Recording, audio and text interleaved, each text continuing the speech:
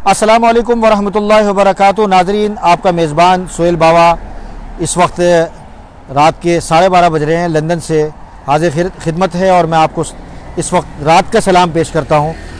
इस वक्त मेरे पास और मेरे करीब ही बिल्कुल नहायत ही मारूफ और नहायत ही मशहूर आलमी शख्सियत, जिनकी वीडियोस सोशल मीडिया पर बहुत वायरल हुई थी और आप हज़रात ने उनकी उस वीडियो से और इंटरव्यू से महसूस किया होगा और लुत्फ़ अंदोज़ हुए होंगे। आज मुझे सरप्राइज़ मिला है और यहाँ वो हमारे इदारे में तशरीफ़ लाए और इस वक्त मैंने चाहा कि इनको थोड़ी सी लंदन की भी सैर भी कराऊँ और उनके साथ गुफ्तगू भी हो। इस वक्त मेरे साथ जनाब अयाज खान साहब मौजूद हैं, अयाज शाह साहब मौजूद हैं, मौलाना अयाज शाह साहब। तो ये बहुत ही मारूफ शख्सियत हैं, पाकिस्तान से ये तशरीफ़ लाए हुए हैं और यहाँ बरतानिया के अंदर एक ज़माने के अंदर ये बरतानिया में तालीम हासिल करने के लिए आए थे और इन्होंने कैम्ब्रिज यूनिवर्सिटी में तालीम हासिल की, मुकम्मल की। अब हम इन्हीं से ही इनकी ज़बानी इनका तारुफ भी पूछते हैं और ये जो इनकी जो तालीमी जो ज़िंदगी का जो आगाज़ है और मुकम्मल जो अभी जो आगे जो मैदान में तालीमी मैदान में उतरे और फिर आगे उन्होंने जो दीनी और दुनियावी जो खिदमात सर अंजाम दी है उसका एक सिलसिला उन्होंने शुरू किया। तो मैं मौलाना का बहुत शुक्रगुज़ार हूँ कि आप हमारे पास तशरीफ़ लाए और हमारी मुलाकात हो रही है। मेरे लिए बड़ी सादत की बात है, खुशी की बात है। मैं मुबारकबाद पेश करता हूँ और आपको दोबारा लंदन के अंदर खुशामदीद और अहलन वसहलन कहता हूँ। बहुत शुक्रिया मौलाना सोहेल बावा साहब, आपसे मुलाकात का एक इश्तियाक था और जैसा आपके बारे में सुना था उससे कई बढ़कर पाया। जज़ाकल्लाह। आपकी खदमात को भी सुना था, जज़ाकल्लाह, पढ़ा था और अकाबिर से आपके बारे में सुना था। अल्लाह आपकी खदमात को कबूल फरमाए। आपके इदारे को देखा, बड़ा मुतासिर हुआ मैं। अल्लाह पाक इसको दिन दुगनी रात चौगनी तरक्कियाँ अता फरमाए और आपकी काविशों को अल्लाह कबूल और मकबूल फरमाए। अच्छा, अब ये बताएं कि आपका पाकिस्तान में कौन से शहर से ताल्लुक़ है आपका? मेरा जो बुनियादी तौर पर पैदाइशी तौर पर ताल्लुक़ है वो पेशावर से है। अच्छा। पेशावर शहर जो मेन सिटी से ताल्लुक़ है हमारा। तो आपका जो तालीम का जो आगाज़ है वो कहाँ से हुआ? वो आप इधर तालीम का आगाज़ कहाँ से हुआ ये बताइए। मेरा जो बुनियादी तौर पर कंटेम्प्रेरी एजुकेशन है उसका आगाज़ PAF डिग्री कॉलेज के सीनियर सेक्शन से हुआ। कहाँ से? पेशावर से। पेशावर से। अच्छा। पाकिस्तान एयरफोर्स का इदारा है PAF डिग्री कॉलेज। अच्छा। वो स्कूल भी है और कॉलेज भी है। तो मेरी मैट्रिक वहाँ से है और इंटर भी वहाँ से है, ग्रेजुएशन भी वहाँ से है। आपके आबा व अजदाद यानी किस उनका दीनी घराने से बैकग्राउंड या असरी तालीम से या क्या उनके साथ वाबस्तगी किसके साथ रही? हम तो मेरे तौर पर सैयद हैं, हुसैनी सैयद। अच्छा। हैं और हम तकरीबन पेशावर में हमारे तकरीबन 150 साल से रह रहे हैं। अच्छा। उससे पहले अफ़गानिस्तान का शहर है लग़मान। अच्छा। वहाँ 300-400 साल हमारे पहले उससे पहले फिर बुखारा में। अच्छा। और करते करते मदीना मुनव्वरा तक हमारी माशाअल्लाह सुभान अल्लाह ये चली जाती है। हज़रत हुसैन की औलाद में से हैं। अच्छा, माशाअल्लाह। मीर कलाम शाह साहब हैं लग़मान में, उनकी औलाद, ये हमारे बुज़ुर्गों में से हैं। मेरे ख़ानदान में पिछले 3-4 नस्लों से कोई आलिम नहीं था। हालांकि अच्छा। उनसे पहले बहुत बड़े उलमा गुजरे हैं और सैयद फैमिली है, दीन की खिदमात के लिए ही वो आए थे।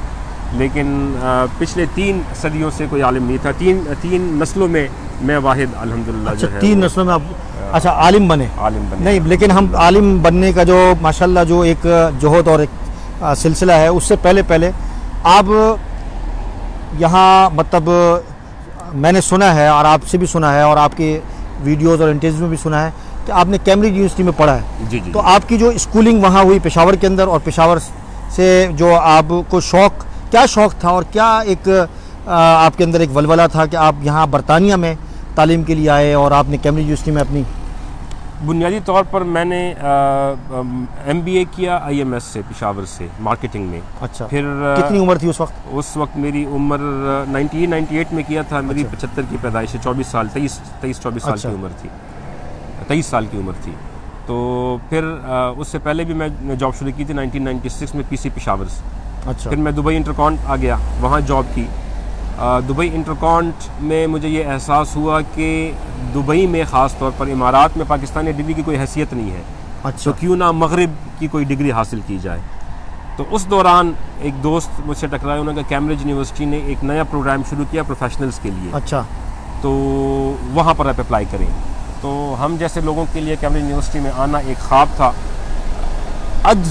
आधे दिल के साथ मैंने अप्लाई किया कि कहाँ पर एडमिशन होता है। अल्हम्दुलिल्लाह वहाँ उनका अपना एक अंग्रेज़ी का टेस्ट था जो कि वॉर्क यूनिवर्सिटी लेती थी। आइल्स और टोफल वो लोग कबूल नहीं करते थे, तो वॉर्क यूनिवर्सिटी का एक इंग्लिश का टेस्ट होता था, वो टेस्ट मैंने दिया, अल्हम्दुलिल्लाह वो पास कर लिया। उसकी बुनियाद पर कैम्ब्रिज यूनिवर्सिटी में हमारा दाखिला हो गया। ये एक CIDM कोर्स था जनरल मैनेजमेंट का, और 1 साल का डिप्लोमा कोर्स था। जहन में रहे कि UK का MBA भी 1 साल का होता है। अच्छा, मैं आपकी बात यहाँ रोकते हैं। फाइनेंस का क्या मतलब उस वक्त सूरत थी कि आप बरतानिया आ रहे थे, पाकिस्तान पेशावर से आपका ताल्लुक़, तो आपने ये जनरेट किया, ये मतलब आपने जॉब करके ये पैसे जमा किए क्या? जी, मैं दुबई में जॉब करता था। तो दुबई में आने के बाद जो मैंने आपसे अर्ज़ किया कि एहसास हुआ कि कोई मगरिबी डिग्री होनी चाहिए। तो अच्छा। उसी वक्त विजन में आ गया था कि मैंने मगरिब के ममालिक से डिग्री लेनी है, और वो डिग्री भी अच्छी यूनिवर्सिटी से लेनी है। अच्छा, हाँ, अच्छा। ये जहन मेरा, अच्छी यूनिवर्सिटी से लेनी है। अच्छा।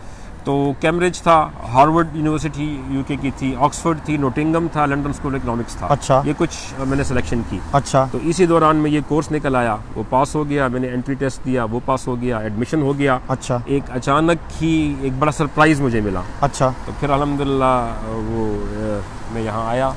यहाँ तो आप डायरेक्ट कैम्ब्रिज ही आए थे? कैम्ब्रिज ही आया था, पढ़ाई की, फिर यहीं सेंट्रल लंदन में एक जगह पे अल्हम्दुलिल्लाह जॉब ऑफ़र हुई, वहीं जॉब की। लेकिन जब सैलरी आती थी और उसमें 40% इनकम टैक्स कटता था तो दिल कटता था। अच्छा। अच्छा, तो वो इनके लिए क्यों कमाएं? अच्छा। तो क्यों ना, हम तो दुबई में रहते थे ना, तो 100% सैलरी लेने के आदी थे। अच्छा। आधी सैलरी लेने के कभी भी आदी नहीं थे। तो सोचा कि भाई इससे बेहतर अपॉर्चुनिटीज़ तो वहाँ पे है दुबई में वापस चले गए। फिर पेरिस गैलरी में एज अ ब्रांड मैनेजर मैंने जॉब की, GCC कंट्रीज़ की सेल। यहाँ का जो तालीमी निज़ाम है, पाकिस्तान का जो तालीमी निज़ाम है, आपने इतना कितने अरसे रहे यहाँ? मैं तकरीबन 9 महीने हमारा। अच्छा, हम थोड़ा सा नीचे भी चलते हैं, जी उसको भी करते हैं, आइए। अच्छा, 9 महीने हमारा कोर्स वर्क था। और अच्छा। फिर 3 महीने की केस स्टडी थी, तो 1 साल का वो था। 1 साल रहे आप? 1 साल का पढ़ाई का दौरानिया था। अच्छा। और 1 साल से कुछ कम जो था वो फिर यहाँ पर जॉब का दौरानिया था। अच्छा, 1 साल, तकरीबन 2 साल रहे। तो इन 2 साल के अंदर आपने यहाँ के तालीमी निज़ाम और यहाँ इस मुल्क के अंदर जो एक माशरती निज़ाम है उसको कैसा पाया आपने? बुनियादी तौर पर तालीमी निज़ाम के हवाले से तो इन ममालिक की मिसालें दी जाती हैं। अच्छा। लेकिन अगर आप इनको देखें कि ये मिसालें जो दी जाती हैं वो किस बुनियाद पर दी जाती हैं जी, तो ये मलाई को छांट कर लेते हैं और उससे फिर मक्खन निकालते हैं। अच्छा। तो पहले ही उन पर मेहनत हो चुकी होती है। अच्छा। और इनका जो सिलेक्शन क्राइटेरिया है वो इतना नफीस है, इतना आला है कि हर बंदा यहाँ पर एडमिशन ले नहीं सकता। अच्छा, ले नहीं सकता। तो जब आप मलाई को छांट लेते हैं और टॉप स्किल्स को आप अपने स्टूडेंट बना लेते हैं तो उन पर पहले से बने होते हैं। अच्छा। थोड़ी सी मेहनत करके पॉलिश करके उनको आगे आप मार्केट में पेनिट्रेट कर सकते हैं। अच्छा।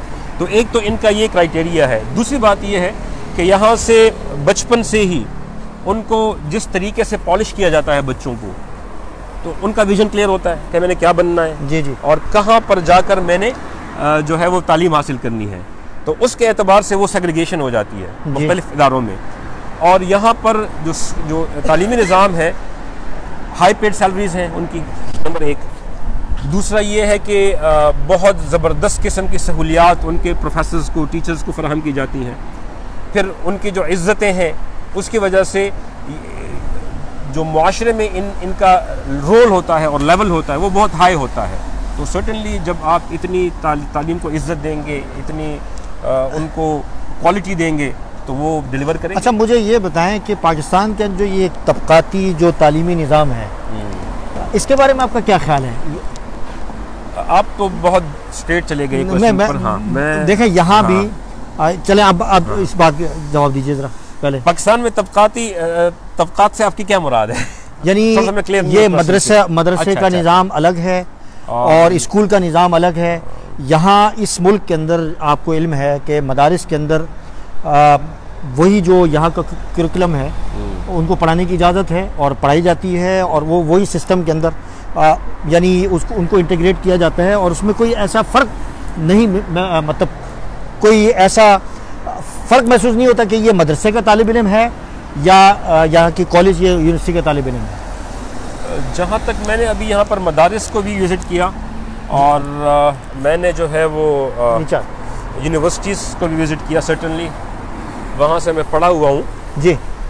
तो बहरहाल दोनों के ग्रेजुएट्स में फ़र्क तो होता है, लेकिन चूँकि यहाँ के बॉर्न होते हैं और बुनियादी तौर पर उनका कॉन्फिडेंस लेवल बूस्ट हो चुका होता है, ज़्यादा नहीं है, उस लिहाज से ज़्यादा फ़र्क नहीं है। लेकिन अगर यही सिस्टम आप हमारे ममालिक में, पाकिस्तान में, बांग्लादेश में और हिंदुस्तान में देख लें, तो ये ज़मीन आसमान का फ़र्क है, और ये एक प्लान के ज़रिए से सेग्रीगेट हो चुका है।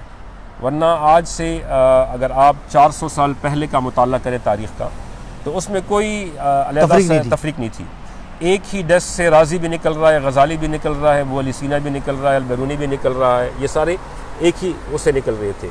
ये तो जब से ये दोनों तबक़ाती निज़ाम तकसीम हो चले हैं, तो ये गैप बढ़ता जा रहा है, और अभी ज़रूरत इस बात की है कि इन दोनों निज़ामों को ब्रिज किया जाए, पुल का किरदार अदा किया जाए, ताकि हम अपने पुराने वापस उसी दौर में लौट जाएं जहां हम दुनिया को दिया करते थे। इधर ये बात आपकी जो इसको जारी रखेंगे, ये बताएं कि हमारे मुल्क के जो लोग हैं, हमारे जो नौजवान हैं, क्या एहसास कमतरी का शिकार नहीं है?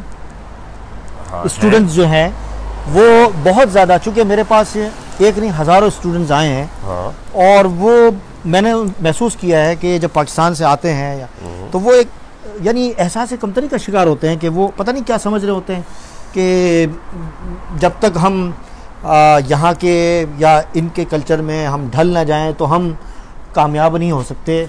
मेरे ख्याल से हकीकत तो देखने में तो असल तो तालीम है, कल्चर के साथ उसका कोई लेना देना नहीं है। तालीम को असल में जो हमारा तालीमी निज़ाम है ना, उसको जोड़ दिया गया हमारे कल्चर के साथ जी, और ये मेरे ख्याल में एक प्री प्लान्ड चीज़ थी जी। प्री प्लान्ड इस तरीके से थी कि आप देखें कि जो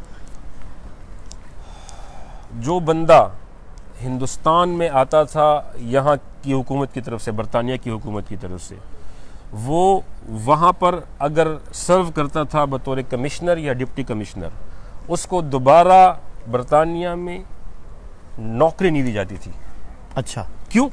क्योंकि उनका ये था कि वो एक जो है वो ग़ुलाम कौम पर हुकूमत कर चुका है। अच्छा, उसकी आदतें बिगड़ गई हैं। अच्छा, वहाँ पर हुकूमत करने के बाद उनका अफसर होने के बाद, उनका अफसर लगने के बाद जी, अब दोबारा बरतानिया के आज़ाद लोगों पर हुकूमत करने का वो अहल नहीं रहा, उसका एटीट्यूड चेंज हो चुका है। ठीक है।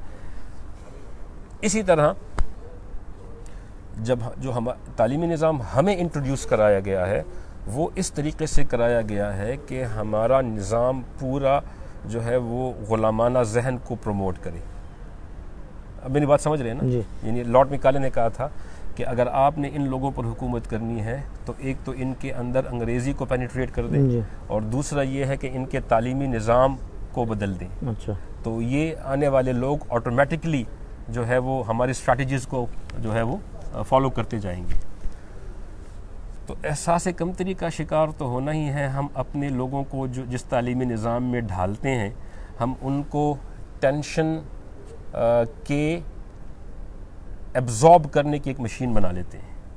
बचपन से ही आप देखें हमारे तालीमी निज़ाम पे बच्चे के वज़न से ज़्यादा उसका बैग वज़नी होता है, और फिर उसको जो होमवर्क दिया जाता है उसको किस तरीके से 24 घंटे सर्कल में उससे हम उसका बचपन छीन लेते हैं, उसकी ख्वाहिशात को छीन लेते हैं, उसके खेल कूद को छीन लेते हैं, जो नेचुरल स्किल्स उसके अंदर डेवलप होनी होती है वो हम उससे छीन लेते हैं, और उसको उस निज़ाम में धकेल देते हैं कि वो एक रेस का घोड़ा बन जाता है। उसने जीतना ही है, उसने फर्स्ट आना है, उसने सेकंड आना है, उसने थर्ड आना है, उसने 90% मार्क्स लेने हैं। अच्छा, वहाँ के नौजवानों के अंदर आज तक ये सोच पैदा क्यों नहीं हुई है कि ये भी एक जो निज़ाम है, जो क़ाल अल्लाह क़ाल रसूल, ये भी एक तालीम है, इल्म है।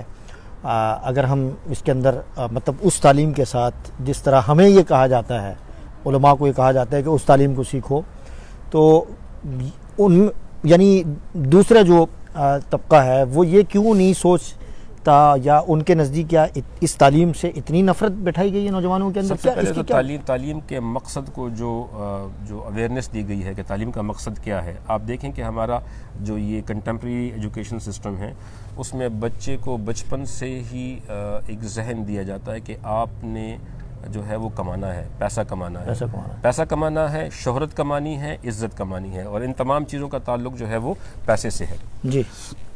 सबसे पहले तो ये मकसद उनको दिया जाता है जी। अब पैसा कमाना आपने कैसे है जी, इस पर कोई बात नहीं होती। अच्छा, समझ रहे हैं ना जी। जो एथिक्स हैं इस्लाम की, अखलाकियात हैं जी, जिस तरीके से आपने लोगों का ख्याल रखना है जी, और जिस तरीके से उसूल हैं पैसा कमाने के, उस पर बात नहीं होती जी। माँ भी कहती है बेटा बड़ा आदमी बनना है, बड़ा आदमी बनने के लिए बड़ी सीट होनी चाहिए, ज़्यादा पैसा होना चाहिए, और उसके लिए आप ये तालीम हासिल कर रहे हैं। तो अखलाकियात को तो आप डे वन से ही उसकी अच्छा, मैं आपको फिर एक दफ़ा डिस्टर्ब करूँगा और रोकूँगा, आप माफ़ी।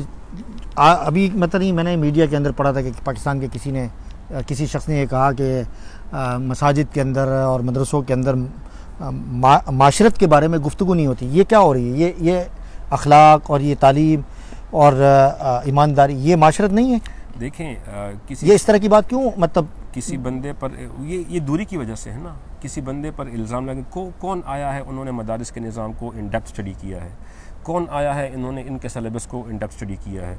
दो चार लोगों की बातें सुन के, उनके सरसरी तबसरे सुन के हमारी कौम के अंदर जो एक बुनियादी बीमारी आई है वो सतहियत की आई है। अच्छा, कि हम जो है सतहियत को ज़्यादा फ़रोग़ देते हैं, हम इन डेप्थ रिसर्च नहीं करते। अच्छा, इन डेप्थ रिसर्च वो करें, पेपर पेश करें, आए मदारिस में रेफरेंस दें कि इस मदरसे में ये हुआ है, इस मदरसे में ये हुआ है, इस मदरसे में ये हुआ है, और किसी भी निज़ाम के जो सिस्टम है उसको कोट करने के लिए गली कूचों के छोटे इदारों को कोट करना ये नाइंसाफ़ी होगी। अच्छा, आप आएँ, दारुल-उलूम आएँ, जामिअत रशीद आएँ, बिनूरी टाउन आएँ, बड़े इदारे हैं जी, और फारूकिया आएँ, इनके उलमा से देखें, उनके कोर्स को स्टडी करें, इनके प्रोडक्ट को देखें कि इनके प्रोडक्ट मुआशरे में क्या काम कर रहे हैं, इनकी अखलाकी तरबियतों को देखें, इनके बात करने के अंदाज को देखें, और इनकी ब्रिजिंग को देखें।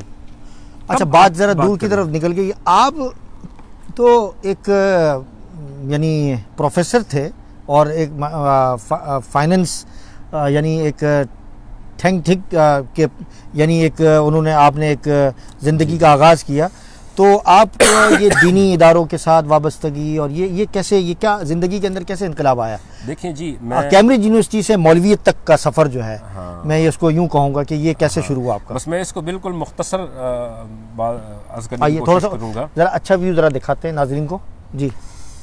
हम इस वक्त जो है वो क्या नाम है, टावर ब्रिज में है। इसको लंदन ब्रिज बोलते हैं, लंदन ब्रिज नहीं है, इसकी भी वजाहत जरूरी है। ये टावर ब्रिज है, ये टावर ब्रिज है, लंदन टावर ब्रिज है। ये फेरी सामने जा रही है, और बहुत ही जबरदस्त व्यू है। आप लोगों को बोर नहीं करेंगे, आप लोग लुत्फ़अंदोज़ हो, साथ साथ वो महसूस होते रहिएगा जी। वो किला है पुराना तारीखी, और साथ साथ वो बिल्डिंग देखें, सारी ये नई बिल्डिंग्स हैं यहाँ। हमें उस बिल्डिंग पे जाना था, वो सामने देख रहे हैं, चैडर चीज़ और स्काई गार्डन, लेकिन अभी बहुत देर हो गई है जिसकी वजह से वो यानी वो बंद हो गई है। तो नेक्स्ट टाइम इंशाल्लाह मौलाना जब आएंगे तो इंशाल्लाह उनको ले जाएंगे। 15 साल बाद मैं लंदन आया हूँ। अच्छा, कैसा लग रहा है आपको लंदन? बहुत चेंज लग रहा है। आप पहले टावर ब्रिज कभी नहीं आए? मैं आया था, मैं ऊपर भी चढ़ा हूँ। अच्छा, लेकिन अभी मुझे रिकॉल हुआ है। अच्छा, रिकॉल मुझे तो ज्यादा, हमारे शौक तो कुछ निराले थे ना उस वक्त। अच्छा, ये देखने के शौक तो नहीं थे। अच्छा, तो अच्छा, फिर बताइए कि फिर वो ये मौलवियत तक का जो सफर है, ये इसका यानी ये इस तरफ इनकलाब। मैं जा रहा था कनाडा अपनी फैमिली के साथ। इमिग्रेशन आपने यहाँ तालीम मुकम्मल कर ली? तालीम मुकम्मल की, दुबई में जॉब की, वहाँ इमिग्रेशन, क्योंकि असफार बहुत थे हमारे पेरिस गैलरी में जी। और यहाँ पर कुछ अरसा मैं इंटरकॉन्ट होटल में भी रहा। अच्छा, इंटरकॉन्टिनेंटल में। अच्छा, काम किया आपने? जी, काम किया। क्या यानी क्या जॉब? मैं फ्रंट ऑफिस में था। अच्छा, फ्रंट ऑफिस में नाइट ऑडिटर था मैं। अच्छा, और फिर चूंकि पेरिस गैलरी में जॉब के दौरान बहुत ज़्यादा असफार रहे, मतलब जिनीवा जाना, बाज़ल जाना, और बाज़ल के वॉचेस एग्जीबिशन में, और कैंस फेस्टिवल में जाना, मिलान फेस्टिवल में जाना। अच्छा, तो आगे बहुत खूबसूरत है। आगे आइए। तो पासपोर्ट जो था जी, मुझे ज़रूरत महसूस कि पाकिस्तानी पासपोर्ट पे कुछ प्रॉब्लम्स होती हैं मुख्तलिफ एयरपोर्ट्स में। अच्छा, तो दिल में आया कि पासपोर्ट को चेंज करना चाहिए। अच्छा। तो वो कनाडा का बेहतरीन ऑप्शन था। तो जिन ब्रांड्स को मैं देखता था, रोबर्टो कवाली, वैलेंटिनो, मोस्किनो, मिशेल वगैरह, अच्छा, तो उन्हीं की मैनेजमेंट मुझे ब्रिटिश कोलंबिया में मिल गई। अच्छा, उन्हीं की तरफ से ऑफ़र आ गई। तो मैं वहाँ जाने का सोचा। इसी दौरान हमारा एक दोस्त था, बहुत ही खूबसूरत प्यारा दोस्त था, हैंडसम मॉडल था दुबई में। अच्छा, उसका एक्सीडेंट हो गया। अच्छा, और उस एक्सीडेंट के दौरान उसके साथ अस्पताल में 2-4 दिन रहने का मौका मिला। अच्छा, और उसके एक्सीडेंट से पहले की ज़िंदगी और एक्सीडेंट के बाद की जो 2-4 दिन उसके साथ रहे, अच्छा, तो मुझे ज़ाती तौर पर मौत से डर लगा अच्छा, कि अगर इसके बजाय मैं होता तो ये जितनी मेहनत हमने की है, जो सफ़र किया है, आने वाले मनाजिल में हमारे लिए ये काम आएगा या नहीं। बस उस वक्त बहुत डर लग गया और सोचा कि जो मौत और मौत के बाद वाली ज़िंदगी है उसके लिए तैयारी की जाए। अच्छा, और ये ख्याल आया कि जब क़यामत के दिन अल्लाह हमसे सवाल करेगा तो हमारे पास उसके लिए क्या जवाब है।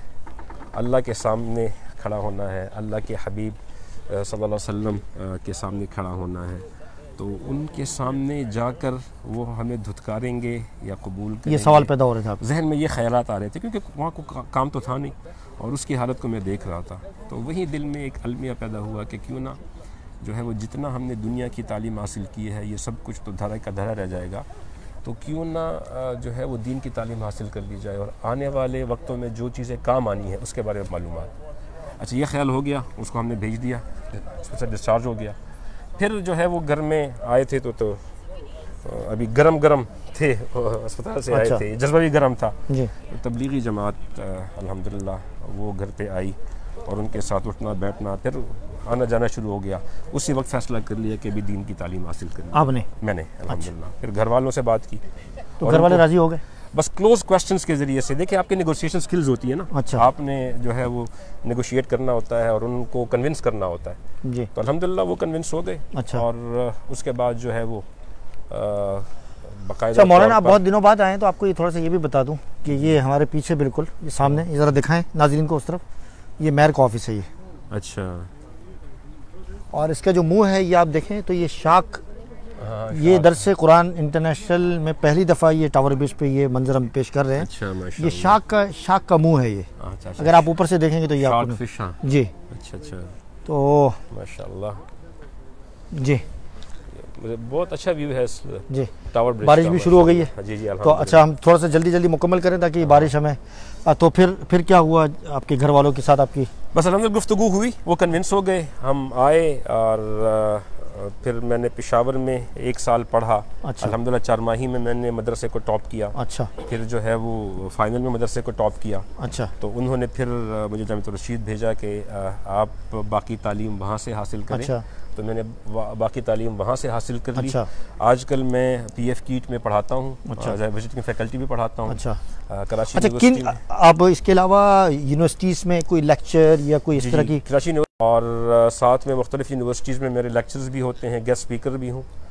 वहाँ मुख्तलिफ मौज़ूआत पर लेक्चर्स हैं, जैसे IBA कराची में, IBA सक्खर में, इकरा यूनिवर्सिटी में, इसरा यूनिवर्सिटी में, और जामशोरो में जो एग्रीकल्चर यूनिवर्सिटी है, मेहरान इंजीनियरिंग यूनिवर्सिटी है, और लियाकत नेशनल यूनिवर्सिटी है, वहाँ पर लेक्चर्स हुए हैं अल्हम्दुलिल्लाह। अच्छा, मुझे बताएं कि आपने मदरसे में पढ़ाया और कॉलेज यूनिवर्सिटीज़ के साथ भी आपकी एंगेजमेंट है, दोनों में क्या फ़र्क है? मतलब कोई फ़र्क नज़र आ रहा है? हाँ जी, एजुकेशनल सिस्टम में बहुत फ़र्क है। एक तरफ आपको जो है वो आपके जिस्म की ग़िज़ा फ़राहम की जाती है, दूसरी तरफ आपको रूह की ग़िज़ा फ़राहम की जाती है। दूसरी तरफ मैं ये कहूँगा कि जिस्म और रूह की दोनों की मुनासिब नहीं है। दूसरी तरफ रूह की ग़िज़ा फ़राहम की जाती है, इनको हमने कनेक्ट करना है। हाँ जी। जिस्म की ग़िज़ा असल में हम एक फ़लसफ़े पे चले जाएंगे कि जिस्म चूँकि मिट्टी से बना है तो इसकी तमाम चीज़ें मिट्टी से बनी है। जी, जी। और जिस्म चाहता है कि ये ख्वाहिशात को पूरा करना चाहता है। जी, जी। रूह प्योरिटी चाहती है। वाह, ज़बरदस्त। वो धुलाई चाहती है। जी, जी, जी। वो आसमान से आई है तो उसकी खुराक भी आसमान से आई है। जी, जी, बिल्कुल। तो ये इनको हमने असल में ब्रिज करना है, कनेक्ट तो ये इसके लिए क्या किरदार अदा किया जा सकता है? और आप जैसे लोग माशरे के अंदर, मेरे ख्याल से ऐसे 2-3 लोग, मैं ही पाकिस्तान की बात कर रहा हूँ, ऐसे लोग मतलब बहुत ज़्यादा कम है। जी। क्या वजह है इसमें? असल में ऐसे इदारे नहीं है ना, प्रोडक्शन जब आती है, जब आपके पास यूनिट हो, प्रोडक्शन यूनिट हो, फैक्ट्रीज़ हो, तो ऐसे इदारे हैं नहीं जो कि दोनों तालीमों के मिलाप वाले प्रोडक्ट को मुआशरे में पेश कर सके। इसके लिए एक प्रोटोटाइप मौजूद है, मेरा तजुर्बा हुआ है वहाँ पे। जामिअतुर रशीद के नाम से कराची में एक इदारा है जो कि दीनी और दुनियावी तालीम का हसीन इम्तिजाज है। अच्छा। और एक ही इदारे से दोनों डिग्रियों के हामिल हजरात जो है वो मुआशरे में वो दे रहे हैं। अच्छा। और वो माशाल्लाह काम भी कर रहे हैं। अच्छा। तो एक प्रोटोटाइप है। मॉडर्निज्म भी है थोड़ा सा? मॉडर्निज्म नजरियात के हवाले से नहीं, नजरियात के, तालीमी मॉडर्निज्म। जी जी जी, तालीमी मॉडर्निज्म बिल्कुल मौजूद है। उसमें हम तो मॉडर्निज्म तो नहीं ला सकते ना। हाँ एग्जैक्टली, नजरियात तो हमारे वही 1400 साल से वो जो नजरियात है उसमें कोई कॉम्प्रोमाइज नहीं है। उसमें तो कॉम्प्रोमाइज है ही नहीं, कोई compromise वो तो यहाँ भी नहीं होता। मतलब जारी बात है कि यहाँ भी अपना अपना सिस्टम है, लेकिन तालीमी निज़ाम के अंदर और जो एक जहनी जो सतह है और वो हम जो वो एक ये कहूँगा कि छोटा सा एक जी खोल था, उस खोल से थोड़ा सा बाहर निकलने की कोशिश कर रहे हैं। जी जी, अल्हम्दुलिल्लाह जामिअतुर रशीद तो जो है उसने बर्फ तोड़ दी है। अच्छा, ब्रोकन द आइस। अच्छा, अल्हम्दुलिल्लाह बर्फ तोड़ दी है और हम उस खौल से अभी निकल आए हैं। अच्छा। और हमने जिस मुआशरे में काम करना है बुनियादी तौर पर अल्हम्दुलिल्लाह उस मुआशरे के वेयर्स एंड टीयर्स के बारे में जामिअतुर रशीद जो है वो पूरा बंदे को इन्फॉर्म भी करता है। अच्छा। कि जिस मुआशरे में मैंने काम करना है तो उस मुआशरे को जानने के लिए जो चीज़ें ज़रूरी होती हैं वो अल्हम्दुलिल्लाह वो तालीम भी फराहम करता है। जो दुनिया जिस इकनॉमिक सिस्टम में चलती है वो भी फराहम करता है। और जो आपके एथिक्स हैं, कारोबारी एथिक्स हैं, अखलाकियात हैं, आपकी ज़ाती अखलाकियात हैं, मुआशरती अखलाकियात हैं, तहजीबी सकाफ़ती अखलाकियात हैं और मुआशी अखलाकियात हैं, उन तमाम से जो है वो आपको मुतारफ़ करवाती है और पूरे टूल्स के साथ आपको इक्विप्ड करके अल्हम्दुलिल्लाह मुआशरे में भेजती है। ये एक प्रोटोटाइप है। प्रोटोटाइप का और बात कहते हैं ये एक मॉडल है। अच्छा, ये गवर्नमेंट के लेवल पर मैं आपको अर्ज करता हूँ प्रोटोटाइप का और मॉडल का, क्योंकि लोग एतराज़ भी करेंगे ना। तो प्रोटोटाइप का और मॉडल का फ़र्क ये होता है कि मॉडल एक परफेक्ट चीज़ होती है, प्रोटोटाइप में खामियां भी होती हैं। अच्छा। क्योंकि एक तजर्बात से गुजर रही होती है। अच्छा। तो जामिअतुर रशीद एक प्रोटोटाइप है। अच्छा। तो मैं ये अर्ज करता कि गवर्नमेंट से रिकग्नाइज है वो ये उसकी इस वक्त जामिअतुर रशीद जो है वो 4 मुख्तलिफ बोर्ड्स के साथ एफिलिएटेड है। अच्छा। एक तो वफाकुल मदारिस है जो उनकी कोर कम्पिटेंसी है। अच्छा। दरस निज़ामी वगैरह। अच्छा। और महादुर रशीद। अच्छा। ये तो वफाकुल मदारिस अल अरबिया मुल्तान पाकिस्तान से जो है वो एफिलिएटेड है। अच्छा। दूसरी जो है वो सिंध बोर्ड है जिसमें मैट्रिक और इंटरमीडिएट की डिग्रियां एफिलिएटेड है। अच्छा। तो रिकग्नाइज्ड है। अच्छा। तीसरा कराची यूनिवर्सिटी है जो कि हमारा इदारा है, जामिअतुर रशीद का इदारा है, Karachi institute of management and sciences. नाज़रीन ये व्यू है, ये व्यू आप देखें, बिल्कुल आपको टावर ब्रिज का सेंट्रल व्यू आपको नजर आ रहा है। ये जरा पहले देख लें आप। सुभान अल्लाह। और इसकी एक तारीख है, फिर कभी इंशाल्लाह अर्ज की जाएगी। बहुत ही ज़बरदस्त गुफ्तगू चल रही है हमारी। और ये सामने देख रहे हैं आप, ये पुराना किला है, इसकी भी तारीख बयान की जाएगी। अभी इस वक्त बारिश हो रही है तो अभी हमारे साथ शाह साहब मौजूद हैं। गुफ्तगू की तरफ दोबारा आता जी जी। तीसरा जो है वो कराची यूनिवर्सिटी से जो BBA MBA की डिग्रियां हमारी एफिलिएटेड है। और चौथा बोर्ड जो है वो कैम्ब्रिज यूनिवर्सिटी से हम एफिलिएटेड है। A-levels और O-levels हम जो है वो कैम्ब्रिज की देते हैं। अच्छा, तो आप ये इस बात की कोशिश कर रहे हैं कि अब पाकिस्तान के जो ये दीनी इदारे से जो फुदला हैं यहाँ कैम्ब्रिज यूनिवर्सिटी के साथ उनका एफिलिएशन हो और वो यहाँ तालीम दूसरी मुकम्मल करने के लिए और यहाँ के लोग वहाँ जाएं, इस पढ़ाते हम वहाँ है, डिग्री कैम्ब्रिज यूनिवर्सिटी यहाँ देती है। अच्छा। एफिलिएशन यही है ना। अच्छा। हाँ, तो ये 60-40 का रेशो होता है। अच्छा। तो इनका कोर्स हम वहाँ पढ़ाते हैं अपनी तरबियत के साथ। जी। तो कोर्स यही पढ़ते हैं, तरबियत हमारी होती है और उस तरबियत से ये लोग मुतमईन है कि वो तरबियत कोई एक्सट्रीमिज़म की नहीं है, फंडामेंटलिज्म की नहीं है। ये बाकायदा तौर पर आके जो है वो करते हैं अपना। अच्छा। सर्वे करते हैं। अच्छा, सर्वे होता है। इन लोगों के साथ सस्टेनेबिलिटी आसान काम नहीं है। अच्छा। एट द सेम टाइम आप कराची यूनिवर्सिटी के स्टैंडर्ड्स के मुताबिक भी हैं, आप वफाकुल मदारिस के स्टैंडर्ड के मुताबिक भी हैं। अच्छा। आप सिंध बोर्ड के स्टैंडर्ड के मुताबिक भी हैं, आप इंटरनेशनल टॉप यूनिवर्सिटी के स्टैंडर्ड के मुताबिक। पाकिस्तान का नौजवान इस वक्त क्या चाहता है, क्योंकि यहाँ के नौजवानों की हम बात नहीं करेंगे, पाकिस्तान का नौजवान क्या चाहता है? पाकिस्तान का नौजवान इस वक्त जो है वो अपनी मेहनत का सिला चाहता है।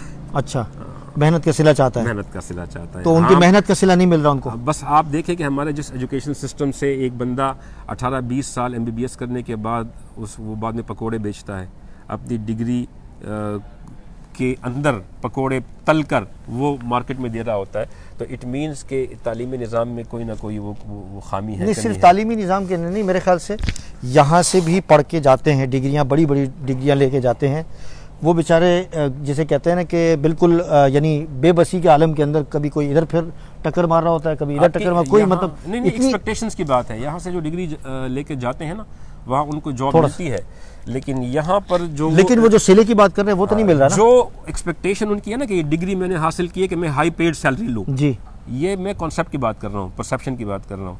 तालीम इसलिए मैं हासिल नहीं कर रहा कि मैं इंसान बन जाऊँ, तालीम इसलिए मैं हासिल नहीं कर रहा कि माशरे में के काम आ सकूँ, मैं इसलिए हासिल नहीं कर रहा कि मैं कोई खिदमत दे सकूँ, लोगों की खिदमत करूँ, अपने दीन की खिदमत करूँ। मैं तालीम इसलिए हासिल कर रहा हूँ, हाँ, मुल्क की खिदमत करूँ। मैं तालीम इसलिए हासिल कर रहा हूँ कि मैं जितना पैसा मैंने लगाया है वो फ़ौरन मैं ब्रेक इवन पे आ जाऊँ और फिर मेरी कमाई शुरू हो जाए। तो अगर मैंने जहन में कि मैं 2 लाख सैलरी लूँगा, अगर मुझे 1.5 लाख मिल रही है तो मैं नहीं करूँगा। नहीं, तो सिले से क्या मुराद है आपको? सिले से मुराद ये है कि तालीम हासिल करने का मकसद आपको शऊर देना है। तालीम हासिल करने का मकसद जो है वो आपको इंसान बनाना है, माशरे में इज्जत, माशरे में जो है वो आपने कुछ डिलीवर करना है, तब उसके अगेंस्ट आपने इज्जत पानी है। गिव एंड टेक का ज़माना है जी। अगर वही बात आ गई ना कि आप इस्लामी तालीम आप देखें ना, जो हमारा मदरसे के तालीमी निज़ाम है और दुनियावी तालीमी निज़ाम है, जो कंटेम्प्रेरी तालीमी निज़ाम है, इनके प्रोडक्ट्स को आप उठा कर देखें और आप उनसे गुफ्तगू करके देखें, आपको अंदाज़ा हो जाएगा। अच्छा, आपके ख्याल में जैसे कि हज़रत अल्लामा मुफ्ती तकी उस्मानी साहब दामद बरकात उमरिया इस वक्त वो सफ़र पर हैं बरतानिया के, जी कल हम उनकी मजलिस में शरीक जी। इस लेवल का शख्स, इस लेवल की शख्सियत पाकिस्तान में उसकी प्रोडक्शन का इम्कान है आपके ख्याल में कि वो जज भी हो, काजी भी हो और इसी तरीके से वो पुलिस में भी हो? बाबा साहब 2 अलग अलग चीज़ें हैं। एक तो ये है ना कि एक बंदा एक एक्स्ट्रा ऑर्डिनरी होता है, वो अपने ब्रिलियंस की वजह से जी वो ऊपर आता है जी। मुफ्ती साहब की शख्सियत जो है ना, वो उन शख्सियात में से है जो कि अपनी आउटस्टैंडिंग पर्सनालिटी की वजह से, आउटस्टैंडिंग स्किल्स की वजह से, आउटस्टैंडिंग जहानत की वजह से ऊपर आए हैं। तो उन जैसे लोग हमें दोनों सिस्टम में मिलेंगे, कंटेम्प्रेरी में भी और रिलीजियस में भी। दूसरा, आपका सिस्टम एक एवरेज आदमी को कितना सपोर्ट करता है कि वो इस लेवल तक आ जाए। हमारे यहाँ इस सिस्टम का फकदान है, ऐसे सिस्टम को डेवलप करना है। तो मुफ्ती साहब की तरह शख्सियत के लोग जो हैं वो इंडिविजुअल लेवल पर, जब कुदरत ने उनको पैदाइशी तौर पर जो एक्स्ट्रा ऑर्डिनरी स्किल्स, मुख्तलिफ कैटेगरी के लोग होते हैं ना, तो वो तो आ सकते हैं। हमारा जो मेहनत का महवर है वो निज़ाम है कि एक एवरेज आदमी इस लेवल तक आ जाए। तो आ सकता है, इम्कान है आपकी नज़र में? कोशिश तो शुरू हो चुकी है अल्हम्दुलिल्लाह। We cross our fingers. देख रहे हैं आप किसी को मुस्तकबिल में? हाँ अल्हम्दुलिल्लाह, इस वक्त जो है वो मदारिस ने प्रोडक्शन शुरू कर दी है। ऐसे लोग हैं, आप देखें पुलिस में, आर्मी में, इस्लामिक फाइनेंस को पूरे मदारिस ने ओन किया है। अच्छा, ठीक है। इस्लामिक फाइनेंस की का पूरी दुनिया में, बल्कि पूरी दुनिया में उसको उन्होंने ओन किया है और लोग दे रहे हैं, अभी दे रहे हैं। और इस तरीके से दे रहे हैं कि दुनिया की मुख्तलिफ यूनिवर्सिटियाँ मजबूर हो गई हैं कि वो इस्लामिक फाइनेंस का डिपार्टमेंट इंट्रोड्यूस करवाएं। और हलाल का भी, और इसी तरह हमारे यहाँ भी दूसरा है, सेगमेंट हलाल का है जी, हलाल का। अच्छा। तो मतलब ये बात नहीं है कि हमारे पास जो है वो कैपेसिटी नहीं है, कैपेसिटी है, उसको जो है, लेकिन नज़र नहीं आ रहे माशरे में। ऐसे लोग नज़र नहीं आ रहे कि भाई ये फ़लाँ मदरसे का पढ़ा हुआ है तो पुलिस में है, ये फ़लाँ मदरसे का है तो ये आर्मी के अंदर है, और ये फ़लाँ मदरसे का पढ़ा हुआ है तो ये इस वक्त काजी है और जज है, और इसी तरीके से ये समझे कि ये सहाफ़ी है, और इसी तरीके से ये समझा जाए कि ये MNA MP है। चंद लोग हैं, लेकिन जैसे कि जिसका नुमाया तौर पर होता है। आप क्या समझते हैं कि ऐसे लोग मुस्तकबिल में कुछ? बस इसके लिए ज़रूरी है ना कि आपके मसल्स उतने हो। आप अगर अंडरटेकर से एक 5 साल के बच्चे को लड़ाएं और फिर बच्चे को कहें आप अंडरटेकर को गिरा दें और अंडरटेकर उसको गिरा दे, तो आप जो है वो अपने कमेंट्स पास करें, तो उसके लिए अंडरटेकर से उसके वेट के बराबर, उसके मसल्स के बराबर बंदे को लड़ाएं। अभी जो हमारा सिस्टम इंट्रोड्यूस होने चला है, तो ये तो बिल्कुल बच्चा है, छोटा बच्चा, अभी तो बालिग भी नहीं हुआ, अभी तो ये हमसे खा रहा है। और उस जिस सिस्टम की बात हम कर रहे हैं, वो तो जो है वो 400-500 साल का सिस्टम है। वो तो उन्होंने खा लिया, अब वो डिलीवर करने लग गया है, वो रिजल्ट देने लग गया है, तो इट विल टेक टाइम। अच्छा, हमने तालीम के हवाले से तो बहुत बात की, बचपन में शरारती थे जी जी बहुत या संजीदा थे? बचपन में शरारती थे, संजीदा थे? जी मैं बहुत शरारती था। अच्छा, शरारती थे, बैक बेंचर्स में था। अच्छा, कोई स्पोर्ट्स में कोई ऐसा? बैक बेंचर्स में क्रिकेट खेलता था। अच्छा। मैं स्विमिंग करता था। अच्छा। क्रिकेट अंडर 16 में खेल चुका हूँ। अच्छा, पेशावर में। अच्छा। फुटबॉल मैंने खेला। अच्छा। है, हॉकी भी मैंने खेली है, लेकिन ये सरसरी खेली है, और बैडमिंटन मैंने खेला है अल्हम्दुलिल्लाह। अच्छा, मुझे बताएं कि यहाँ अब बस आखिरी सवाल है, चूँकि बहुत लंबा इंटरव्यू हो गया है, अभी और भी इंशाल्लाह आपसे गुफ्तगू होगी, तो मुझे ये बताएं कि यहाँ का आप सिस्टम देख रहे हैं, सुकून है, कोई बिजली नहीं जाती, कोई कचरा आपको नज़र नहीं आता, कुछ इलाकों में होगा, वो भी हमारी यानी कमी कोताही की वजह से लोगों की, तो उमूमी तौर पर ये हालात हमारे मुल्क के अंदर, हमारे मुल्कों के अंदर ख़ास तौर पर ये बांग्लादेश हो गया, पाकिस्तान हो गया या हिंदुस्तान हो गया, क्या वजह है कि ये हम इन चीज़ों को हम मुतालबे तो बहुत करते हैं अपने सियासतदानों से, ख़ुद इसकी कोशिश नहीं करते? सिस्टम डेवलपमेंट, फ्रेमवर्क्स, इन मुल्कों के पास फ्रेमवर्क है, इनके पास सिस्टम है, सिस्टम से जो बंदा टकराता है वो पाश हो जाता है।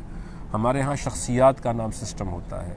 एक शख्स आता है, वो कहता है मैं सिस्टम हूँ, तो ये एटीट्यूड जब तक बदलेगा नहीं, हमारा बड़े से बड़ा आदमी अगर सिस्टम से टकराएगा, तो हम अगर सिस्टम को सपोर्ट नहीं करेंगे और हम शख्सियात को सपोर्ट करेंगे, तो ये मसले मसाइल क्रिएट होंगे। रसूलुल्लाह सल्लल्लाहु ताला अलैहि वसल्लम ने सिस्टम को डेवलप किया, सिस्टम को क्रिएट किया, आपने SOPs बनाए, आपने जो है वो जहाँ पर भी बात की, और जहाँ पर शख्सियत का टकराव सिस्टम के साथ हुआ तो शरीयत ने सिस्टम को सपोर्ट किया। आप सल्लल्लाहु अलैहि वसल्लम ने फरमाया, जब जहाँ तक चोरी की बात है, अगर फातिमा बिनते मोहम्मद भी चोरी करती तो उसके भी हाथ काट दिए जाते। तो यानी इतनी मतलब सिस्टम जैसे यहाँ फाइन आ जाता है, फाइन हो जाता है। आप देखें ना, टोनी ब्लेयर ने कहा था कि यहाँ हम डरते हैं कि उसको पार्क ना हो जाए, गलत जगह पे पार्क किया। मैं इस पर आऊँगा। एक तो सिस्टम की बात है। टोनी ब्लेयर ने कहा कि मुझे बड़ा अपार्टमेंट चाहिए, उन्होंने कहा कि भी प्राइम मिनिस्टर के लिए यही अपार्टमेंट है, अगर आपने यहाँ पर रहना है तो ठीक है, नहीं रहना तो आप दूसरी जगह पर अपने खर्चे पर रहें, ठीक है। ये मशहूर बात हुई थी। तो अब ये नहीं है कि उसके लिए जो है वो कई एकड़ों पर मबनी एक वो बन जाए। बहरहाल ये सिस्टम की बात है। दूसरी बात यह है कि सिस्टम के साथ अकाउंटेबिलिटी, तकवा जहाँ भी शरीयत में आती है तकवा, तो उसके साथ अकाउंटेबिलिटी भी आती है, मुहासबा भी आता है जी। तो अकाउंटेबिलिटी के बगैर तकवा शैतान हमारे साथ लगा हुआ है। तो हमारे यहाँ अगर अकाउंटेबिलिटी का नज़म मजबूत हो, एक तरफ सिस्टम हो, एक तरफ सिस्टम को क्रैश करने पर अकाउंटेबिलिटी हो और उससे पूछ हो, और उसके बारे में जो सज़ा मुतय्यन हो जाए उससे आम और ख़ास बिला तफरीक उस पर वो सज़ा इम्प्लीमेंट कर दी जाए, तो ये बेहतर होगा। दूसरी बात यह है कि मैं अपनी उस बात में एक छोटी सी मिसाल पेश करूंगा कि जो आपने बात की है तालीमी निज़ाम पर, तो मदारिस ने प्रोडक्शन शुरू कर दी है अल्हम्दुलिल्लाह। इस वक्त जामिअतुर रशीद से तकरीबन 27 बच्चों ने, उलमा ने कमीशन हासिल कर लिया है फ़ौजों में। अच्छा, आर्मी में, नेवी में, एयरफोर्स में। अच्छा। और जो है वो 5 बच्चे इस वक्त हमारे एटॉमिक एनर्जी में जॉब कर रहे हैं। इंजीनियर्स भी हैं, उलमा भी हैं। ओहो। कोरिया में 4 बच्चे हैं जो जामिअतुर रशीद के फजला भी हैं और इंजीनियर्स भी हैं, PhD कर रहे हैं इंजीनियरिंग में, इलेक्ट्रिकल में, इलेक्ट्रॉनिक्स में और मैकेनिकल में। 2 बच्चे ने अभी रिसेंटली PhD कर ली है इस्लामिक फाइनेंस में, इंसीफ मलेशिया से, और एक ने केमिकल इंजीनियरिंग में वहाँ से। और तकरीबन 30 से ऊपर प्रोफेसर और लेक्चरर्स हैं, कुछ अपने इदारे चला रहे हैं। ये उलमा हैं और डॉक्टर्स भी हैं, उलमा हैं, इंजीनियर्स भी हैं, उलमा हैं, PhDs भी हैं, उलमा हैं, BDS भी हैं, उलमा हैं, MBBS भी हैं।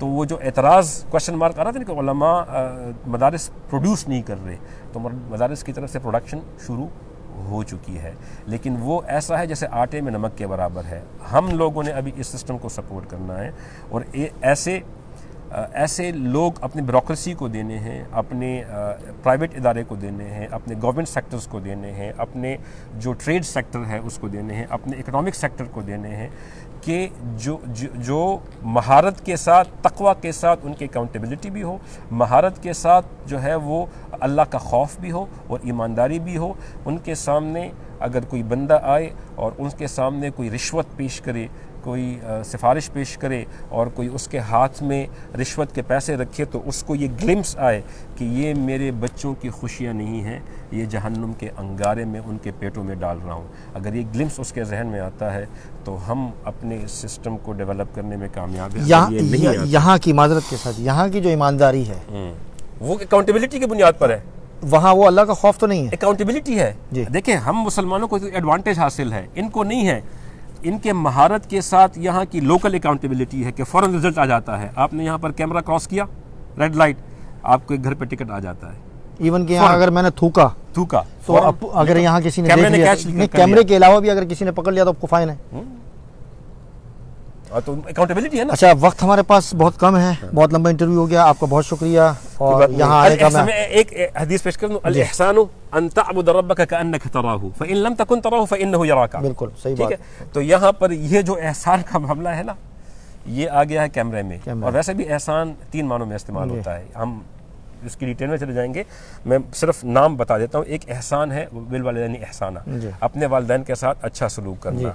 एक एहसान जो आता है वो आता है कि इन्नल्लाह कतबल एहसान फ़ी कुल्लि शै, जो कि आता है प्रोफेशनलिज्म में। आप जिस फील्ड में हो उसमें महारत के साथ जो है वो बेहतरीन तरीके से काम करें।